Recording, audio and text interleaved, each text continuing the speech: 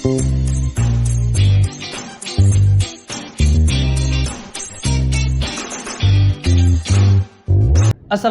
warahmatullahi wabarakatuh. Selamat pagi semuanya. Salam sehat, salam sejahtera untuk kita semua.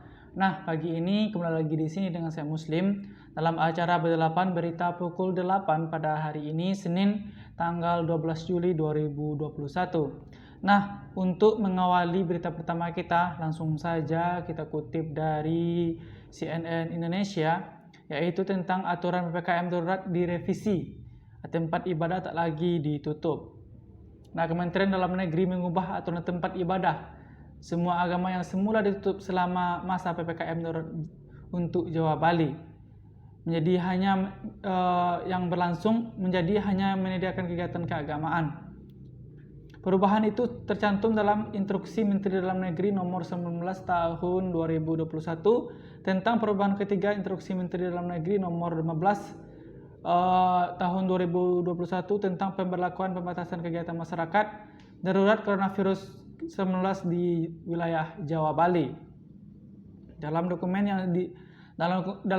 yang salinan yang diperoleh oleh CNN Indonesia dari juru bicara Kementerian Maritim dan Investasi Jody Mahardi disebutkan bahwa perubahan tersebut terkait tempat peribadahan semua agama dan acara resepsi pernikahan. Dalam aturan itu disebutkan bahwa tempat ibadah baik musola, masjid, gereja, pura, vihara, dan kelenteng serta tempat ibadah lainnya yang difungsikan sebagai tempat ibadah tidak mengadakan kegiatan peribadatan atau keagamaan berjamaah selama masa pandemi atau penerapan PPKM darurat. Nah, dan mengoptimalkan pelaksanaan ibadah di rumah. Bunyi salinan tersebut pada Sabtu. Dalam aturan sebelumnya di Im.Negeri nomor 15 tahun 2001 disebutkan bahwa tempat ibadah, masjid, musola, gereja, pura, vihara, dan kelenteng serta tempat umum lainnya yang difungsikan sebagai tempat suci atau ditutup sementara. Nah, jadi ada perubahan dalam aturan PPKM, yaitu tempat ibadah tak lagi ditutup. Nah, ada satu pasal yang dihapuskan, teman-teman. Ya, teman-teman, untuk berita kedua. Nah, untuk berita kedua kita kutip dari CNN Indonesia, yaitu tentang Italia juara Euro 2020 usai menang adu penalti atas Inggris. Nah, Italia berhasil jadi juara Euro 2020 usai mengalahkan Inggris lewat adu penalti, yaitu menang 3-2 di Stadion Wembley, London, Senin 12 Juli 2021 dini hari tadi. Inggris mampu unggul lebih dulu 1-0 saat pertandingan baru berjalan 2 menit. Umpan silang salah satu pemain dari sisi kanan penyerangan tersebut disambut tendangan first time Luke Shaw yang membobol gawang Gianluigi Donnarumma. Setelah gol itu, Inggris tampil begitu nyaman dalam menguasai permainan sehingga membuat Italia kesulitan. Italia baru mendapatkan peluang di pertengahan babak pertama, tapi upaya Federico Chiesa belum berbuah gol penyama kedudukan. Nah, di babak kedua Italia bermain jauh lebih baik dibandingkan babak pertama. Di sisi lain, Inggris yang fokus menjaga keunggulan justru mulai goyah karena terus ditekan.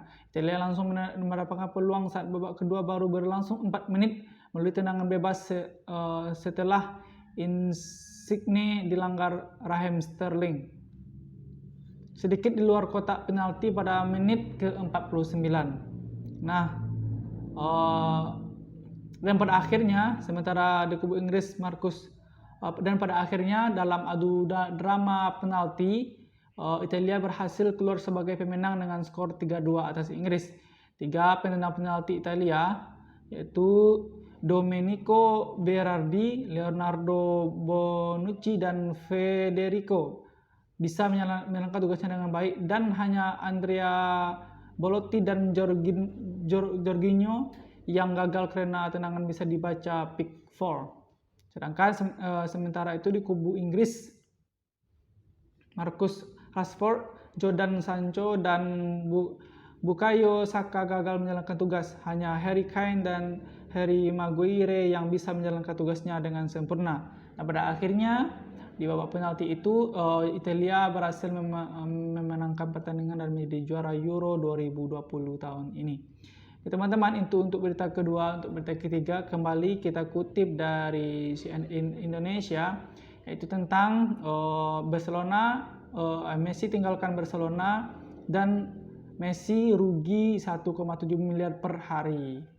Akibat Messi meninggalkan Barcelona, akhirnya Messi rugi 1,7 miliar per hari.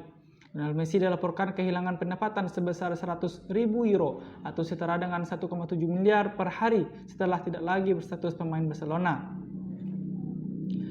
Laporan itu juga menyebutkan media Prancis L'Equipe memberitakan Messi kehilangan pendapatan sebesar 100.000 euro per hari atau sekitar 1,7 miliar setelah meninggalkan Barcelona.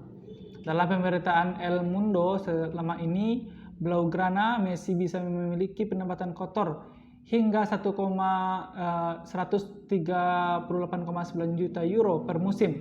Akan tetapi dengan tanda kontrak bersama klub asal Catalunya itu, Messi tidak lagi mendapatkan penghasilan besar tersebut. Sejauh ini Presiden Barcelona, Joan Laporta, masih melakukan segala cara agar bisa merekrut Messi pada musim ini. Laporta masih memilah angka dan mendapatkan kesepakatan kontrak dengan La Pulga. Nah, jadi sampai saat ini mega bintang Lionel Messi itu masih berstatus sebagai pemain tanpa klub dan kehilangan penghasilan 1,7 miliar per hari. Nah, teman-teman.